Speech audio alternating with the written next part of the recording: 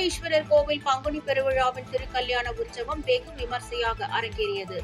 அப்போது உற்சவர் கபாலீஸ்வரர் கற்பகாம்பாள் மணக்கோலத்தில் பக்தர்களுக்கு அருள் பாலித்தனர். சென்னை மயிலாப்பூரில் அமைந்துள்ள கபாலீஸ்வரர் கோவிலில் பங்குனி மாத பெருவிழாவின் 10ஆம் நாளான நேற்று திருக்கல்யாண வைபவம் நடந்தது.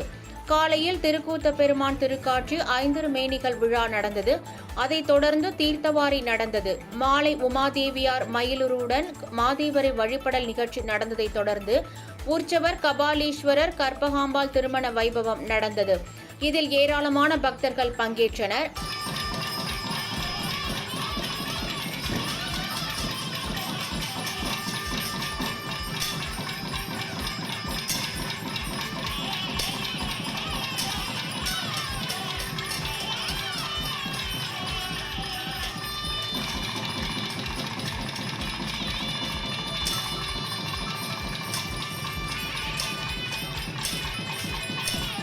அதைத் தொடர்ந்து கொடி இறக்கத்துடன் பங்குனி விழா நிறைவு பெற்றது.